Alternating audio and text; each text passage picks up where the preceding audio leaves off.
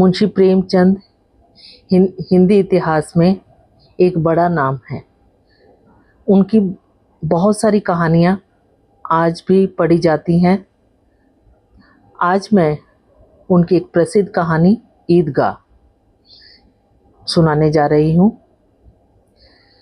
कहानी इस प्रकार है। रमज़ान के पूरे 30 रोज़ों के बाद ईद आई है। कितना मनोहर, कितना सुहावना प्रभात है। गांव में हलचल मची है। सभी ईदगाह जाने की तैयारियां कर रहे हैं। किसी के कुर्ते में बटन नहीं है तो पड़ोस के घर से सुई धागा लेने दौड़ा जा रहा है। किसी के जूते कड़े हो गए हैं तो उनमें तेल डालने के लिए तेली के घर भागा जाता है। जल्दी जल्दी बैलों को पानी दिया जा रहा है। ईदगाह से लौटते दोपहर हो जाएगी। 3 कोस का पैदल रास्ता, फिर सैकड़ों आदमियों से मिलना भेंटना। दोपहर से पहले लौटना असंभव है। लड़के सबसे ज़्यादा प्रसन्न है। किसी ने एक रोज़ा रखा है, वह भी दोपहर तक, किसी ने वह भी नहीं।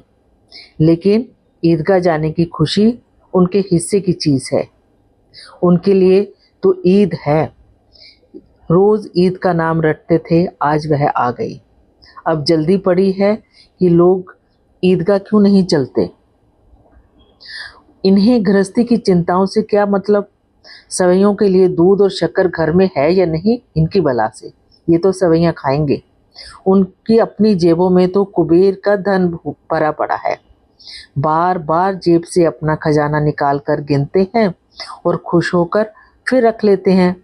महमूद गिनता है 1, 2, 10, 12। उसके पास 12 पैसे हैं। मोहसिन के पास 1, 2, 3, 8, 9, 15 पैसे हैं। इन्हीं अनगिनती पैसों में अनगिनती चीज़ें लाएंगे। खिलौने, मिठाइयाँ, बिगुल, गेंद और जाने क्या क्या। और सबसे ज़्यादा प्रसन्न है हामिद। वह 4-5 साल का लड़का, गरीब सूरत से दुबला पतला लड़का, जिसका बाप गत वर्ष हैजे की भेंट हो गया। माँ न जाने क्यों पीली होती होती एक दिन मर गई। अब हामिद अपनी बूढ़ी दादी अमीना की गोद में सोता है और उतना ही प्रसन्न है। उसके अब्बा जान रुपए कमाने गए हैं। बहुत सी थैलियाँ लेकर आएंगे। अम्मी जान अल्लाह मियाँ के घर से उनके लिए बड़ी अच्छी अच्छी चीज़ें लेने गई हैं। इसलिए हामिद प्रसन्न है। आशा तो बड़ी चीज़ है। और फिर बच्चों की आशा, उनकी कल्पना तो राई का पर्वत बना देती है। हामिद के पाँव में जूते नहीं है। सिर पर एक पुरानी धुरानी टोपी है और उसका भी कोटा काला पड़ गया है। फिर भी वह प्रसन्न है। जब उसके अब्बा जान थैलियाँ और अम्मी जान नियामतें लेकर आएंगी तो वह दिल के अरमान निकाल लेगा। तब देखेगा महमूद, मोहसिन, नूरे और समी कहाँ से उतने रुपए निकालेंगे। अब हागिन अमीना अपनी कोठरी में बैठी रो रही है। आज ईद का दिन और उसके घर में दाना नहीं। इस अंधकार और निराशा में वह डूबी जा रही है। किसने बुलाया था इस निगोड़ी ईद को।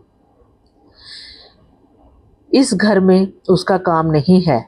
लेकिन हामिद, उसे किसी के मरने जीने से क्या मतलब। उसके अंदर प्रकाश है, बाहर आशा है। हामिद भीतर जाकर दादी से कहता है, तुम डरना नहीं अम्मा, मैं सबसे पहले आऊँगा, बिल्कुल न डरना। अमीना का दिल कचोट रहा है। गांव के बच्चे अपने अपने बाप के साथ जा रहे हैं। हामिद का बाप अमीना के सिवा और कौन है। उसे कैसे अकेले मेले में जाने दे। उस भीड़ भाड़ में बच्चा कहीं खो जाए तो क्या हो। नहीं, अमीना उसे यूं न जाने देगी। नन्ही सी जान, 3 कोस चलेगा कैसे।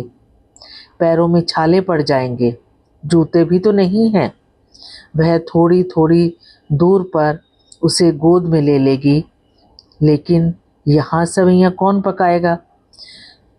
पैसे होते तो लौटते लौटते सब सामग्री जमा करके झटपट बना लेती। यहाँ तो घंटों चीज़ें जमा करने में लगेंगे। उस दिन कपड़े सिले थे, 8 आने मिले थे। उस अठन्नी को ईमान की तरह बचाती चली आती थी इसी ईद के लिए। लेकिन कल ग्वालन सिर पर सवार हो गई तो क्या करती?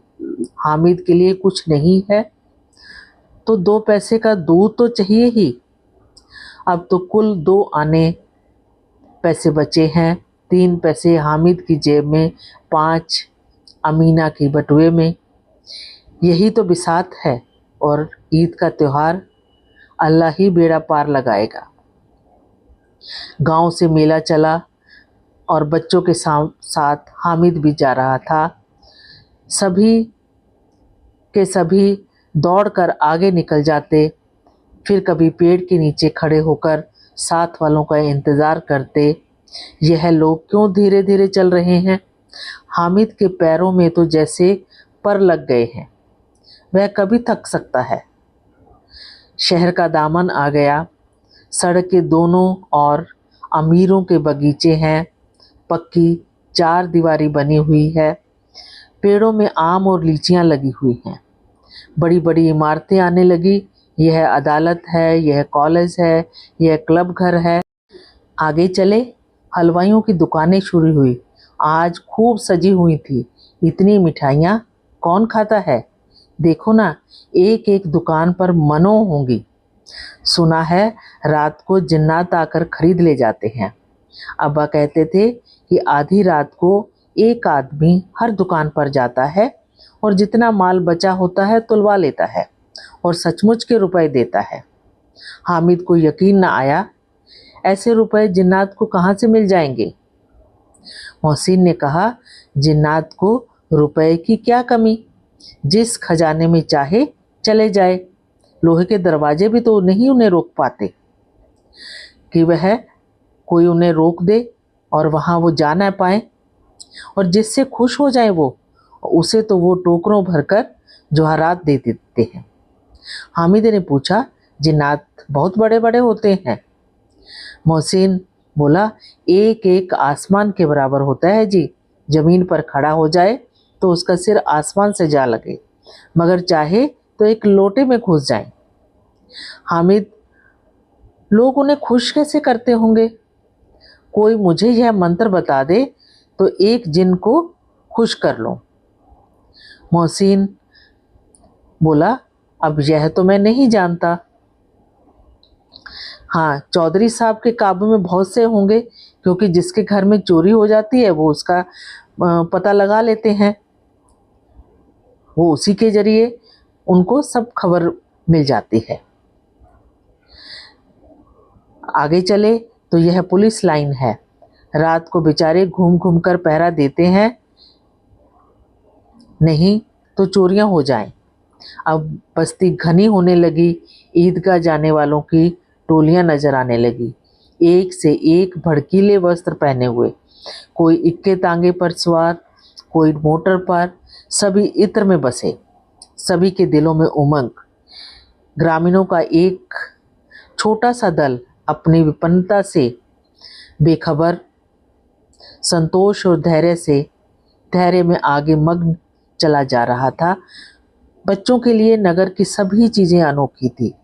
जिस तरफ भी ताकते ताकते रह जाते, और पीछे से जब तक कोई हॉर्न की आवाज़ उन्हें ना सुनाई देती। सहसा ईदगाह नजर आया। ऊपर इमली के घने पेड़ों की छाया है। नीचे पक्का फर्श है जिस पर कालीन बिछा हुआ है और रोजेदारों की पंक्तियां एक के पीछे एक न जाने कहाँ तक चली गई हैं, पक्के जगत के नीचे तक, जहाँ पर कालीन भी नहीं है। नए आने वाले आकर पीछे की कतार में खड़े हो जाते हैं। आगे जगह नहीं है, यहाँ कोई धन और पद नहीं देखता। ग्रामीणों ने भी वजू किया और पिछली पंक्ति में खड़े हो गए। कितना सुंदर संचालन है, इतनी सुंदर व्यवस्था। लाखों सिर एक साथ सजदे में झुक जाते हैं। नमाज खत्म हो गई है, लोग आपस में गले मिल रहे हैं। मिठाई और खिलौने की दुकानों पर दावा होता है। ग्रामीणों का यह दल इस विषय में बालकों से कम उत्साही नहीं है। यह देखो, हिंडोला है, 1 पैसा देकर चढ़ जाओ। कभी आसमान पर जाते हुए मालूम होंगे, कभी जमीन पर गिरते हुए। यह चरखी है, लकड़ी के हाथी, घोड़े, ऊंट छड़ों में लटके हुए हैं। 1 पैसा देकर बैठ जाओ और 25 चक्रों का मजा लो। महमूद और महसिन और नूरे इन घोड़ों और ऊंटों पर बैठते हैं। हामिद दूर खड़ा है। 3 ही तो पैसे हैं उसके पास। अपने कोष का 1/3 जरा सा चक्कर खाने के लिए नहीं दे सकता। सब चरखियों से उतरते हैं, अब खिलौने लेंगे। इधर दुकानों की कतार लगी हुई है, तरह तरह के खिलौने हैं। सिपाही, गुजरिया, राजा और वकील, भिश्ती और धोबन और साधु। वाह, कितने सुंदर खिलौने हैं। अब बोला ही चाहते हैं। महमूद सिपाही लेता है, खाकी वर्दी और लाल पगड़ी वाला, कंधे पर बंदूक रखे हुए। मालूम होता है अभी कवायद किए चला रहा है। मोहसिन को भिश्ती पसंद आया। कमर झुकी हुई है, ऊपर मशक रखी हुई है। मशक का मुंह एक हाथ में पकड़े हुए वह कितना प्रसन्न है। शायद कोई गीत गा रहा है, बस मशक से पानी उड़ेलना ही चाहता है।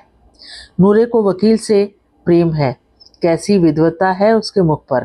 काला चोगा, नीचे सफ़ेद अचकन, अचकन के सामने जेब की घड़ी, सुंदर जंजीर, एक हाथ में कानून का पोथा लिए हुए। मालूम होता है अभी किसी अदालत से बहस करके चले आ रहे हैं।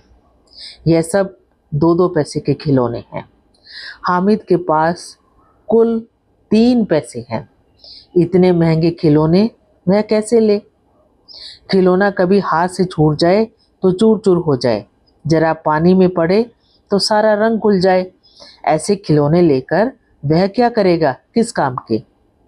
मोहसिन कहता है मेरा भिश्ती रोज पानी दे जाएगा सांझ सवेरे।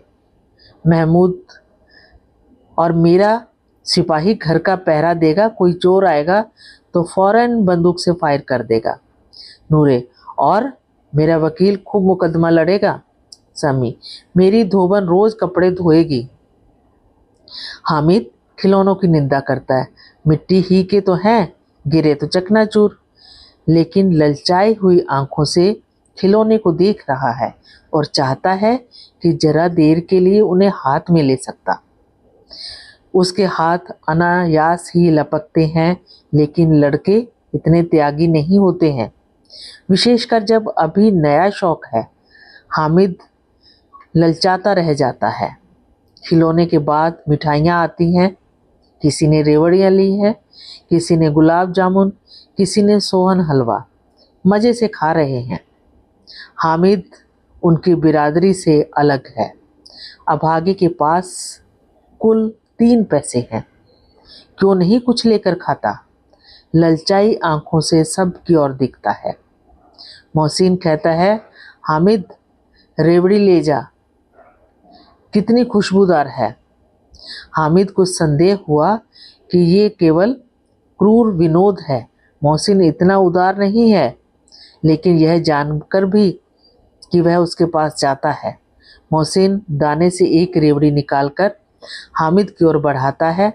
हामिद हाथ फैलाता है और मोहसिन रेवड़ी अपने मुंह में रख लेता है और सभी बच्चे ताली बजाकर हंसते हैं। मोहसिन अच्छा अब की बार जरूर देंगे हामिद। हामिद रखे रहो, मेरे पास क्या पैसे नहीं हैं। समी 3 ही पैसे तो हैं, इन पैसे में क्या क्या लोगे। महमूद इससे गुलाब जामुन ले आओ। हामिद महमूद मिठाई कौन बड़ी नेमत है, किताब में इसकी कितनी बुराइयां लिखी है।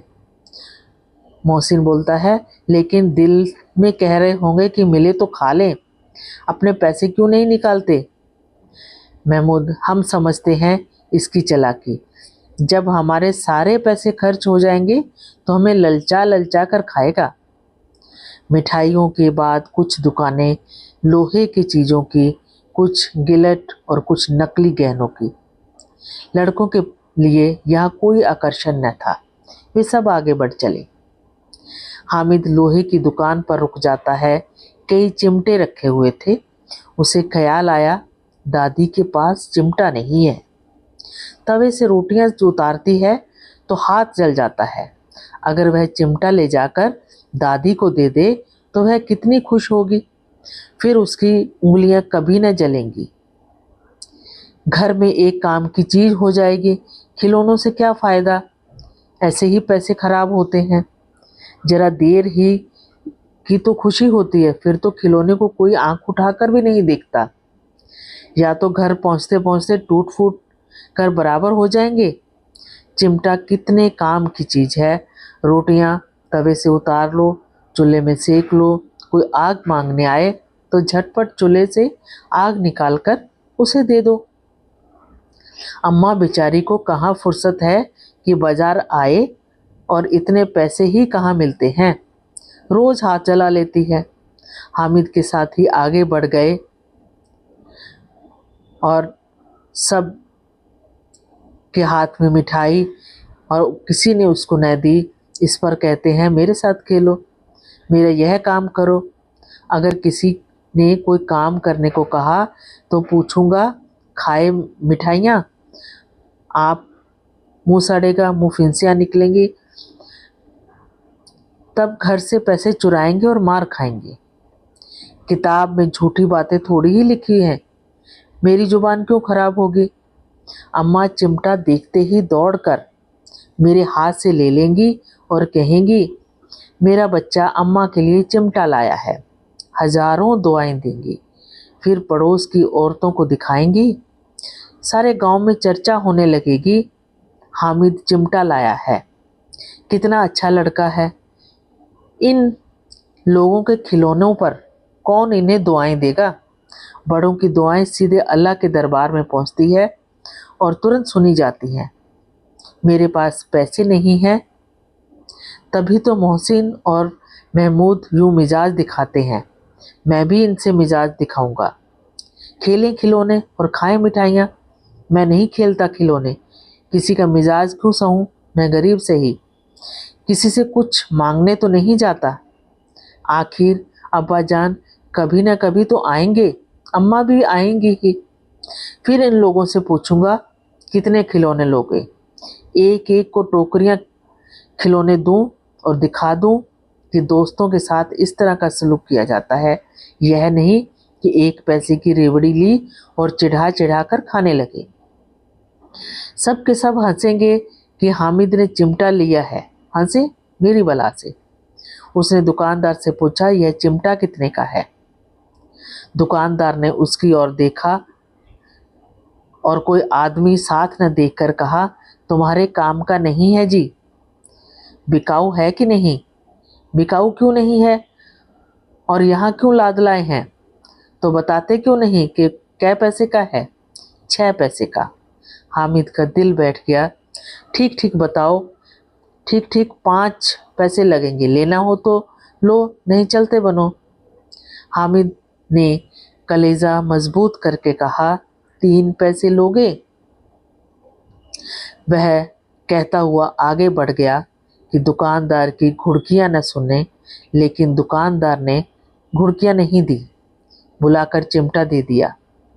हामिद ने उसे इस तरह कंधे पर रखा मानो बंदूक है, और शान से अकड़ता हुआ संगियों के साथ आया।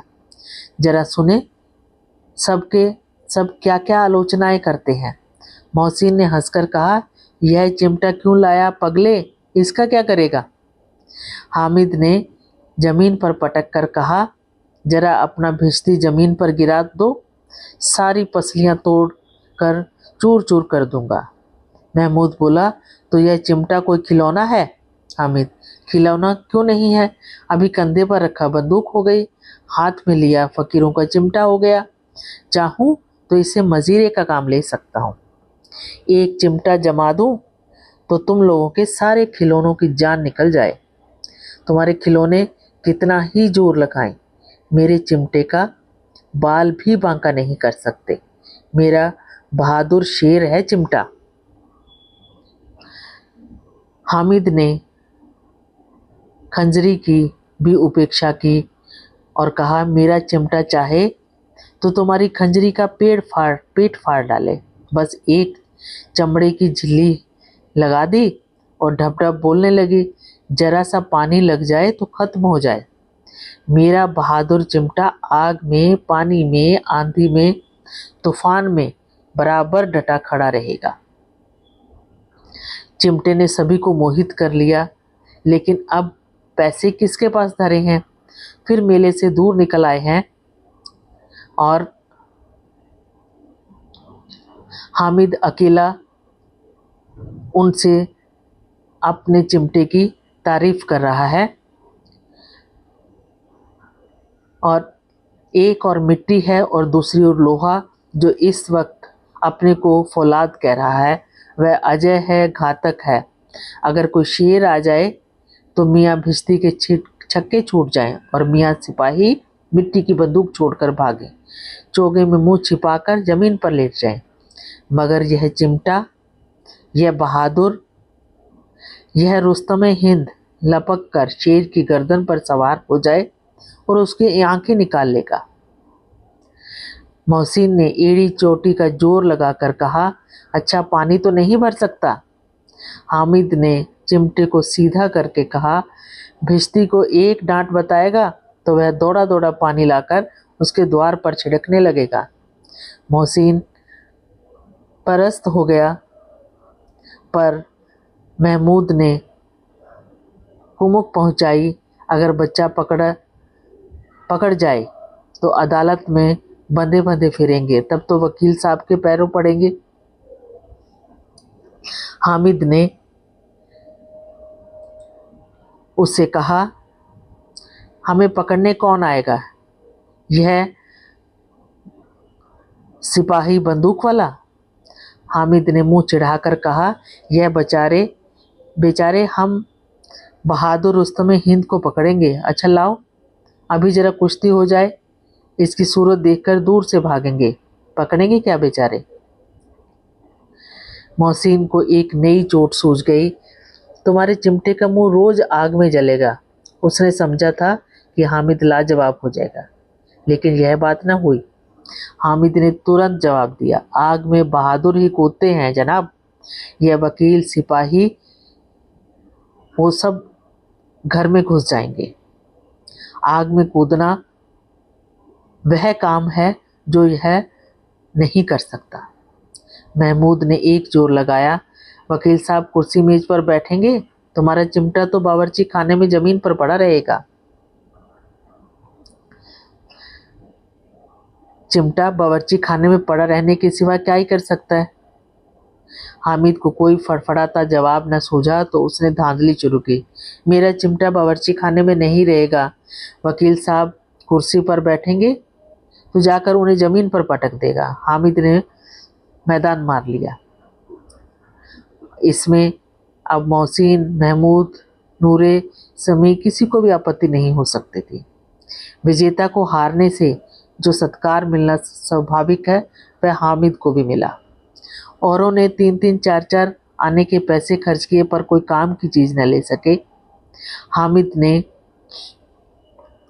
3 पैसे में चिमटा लिया और अब जब उसने सब उसको अच्छा बता दिया तो चिमटा बारी बारी से सबके हाथ में गया और खिलौने बारी बारी से हामिद के हाथ में दिए गए। कितने खूबसूरत खिलौने हैं। हामिद ने हारने वालों के आंसू पोंछे, मैं तुम्हें चिढ़ा रहा था सच। यह चिमटा भला इन खिलौनों की क्या बराबरी करेगा। मालूम होता है अब बोले, लेकिन मोहसिन की पार्टी को इस दिलासे से संतोष नहीं होता।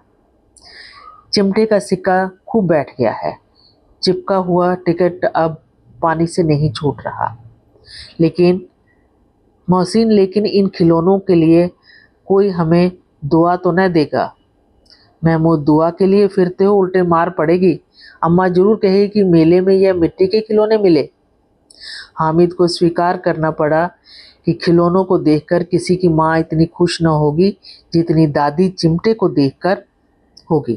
3 पैसों में ही तो उसे सब कुछ करना था। इन पैसों के इस उपयोग पर पछतावे की बिल्कुल जरूरत न थी। अब तो चिमटा रुस्तमे हिंद है और सभी खिलौनों का बादशाह। रास्ते में महमूद को भूख लगी। उसके बाप ने केले खाने को दिए। महमूद ने केवल हामिद को सांझी बनाया और सारे मित्र उसका मुंह देखते रहे। यह सब चिमटे का प्रसाद था। 11 बजे गांव में हलचल मच गई। मेले वाले आ गए। मोहसिन की छोटी बहनें दौड़कर बिश्ती उसके हाथ से लिया और मारे खुशी के उछलती जा रही थी तो मियाँ भिश्ती नीचे आ रहे और सुरलोक सिधारे। इस पर भाई बहन में मारपीट हुई। दोनों रोए। उनकी अम्मी यह सुनकर बिगड़ी और दोनों को ऊपर से 2-2 चांटे भी लगाए। मियाँ नूरे के वकील का अंत उनके प्रतिष्ठानुकूल उससे ज़्यादा गौरव में हुआ। वकील साहब जमीन या ताक पर तो नहीं बैठ सकते, उनकी मर्यादा का विचार रखना पड़ा। दीवार की खूंटियाँ गाड़ी गई, उन पर लकड़ी का एक पटरा रखा गया। पटरे पर कागज का कालीन बिछाया गया। वकील साहब राजा भोज की भांति सिंहासन पर विराजे और नूरे ने पंखा झलना शुरू किया। अदालतों में पंखे रहते हैं, क्या यहाँ मामूली पंखा भी ना हो? कानून की गर्मी सिर पर चढ़ जाएगी कि नहीं। बांस का पंखा आया और नूरा हवा करने लगा। मालूम नहीं पंखे की हवा से या पंखे की चोट से वकील साहब स्वर्गलोक से मृत्युलोक में आ रहे और माटी का चोला माटी में मिल गया। फिर बड़े जोर शोर से मातम हुआ। वकील साहब की अस्थियां घूर में डाल दी गई। इसी तरह महमूद का सिपाही, जिसे चटपट गांव का पहरा देने का चार्ज मिल गया, लेकिन पुलिस का सिपाही कोई साधारण व्यक्ति तो नहीं जो अपने पैरों पर चले। वह पालकी पर चलेगा। एक टोकरी आई, उसमें कुछ लाल रंग के फटे पुराने चीथड़े बिछाए गए जिसमें सिपाही साहब आराम से लेटे। नूरे ने वह टोकरी उठाई और अपने द्वार का चक्कर लगाने लगा। उनके दोनों छोटे भाई सिपाही की तरफ से छोने वाले जागते लहो पुकारते चलते हैं। मगर रात तो अंधेरी होनी ही थी। महमूद को ठोकर लगी, टोकरी हाथ से छूटकर गिर पड़ती है और मियाँ सिपाही अपनी बंदूक लिए जमीन पर जाते हैं और उनकी एक टांग में विकार आ जाता है, यानी टूट जाती है। महमूद को आज ज्ञात हुआ कि यह डॉक्टर अच्छा है, उसको ऐसा मरहम मिला है जिससे वह टूटी टांग को आनन फानन में जोड़ सकता है।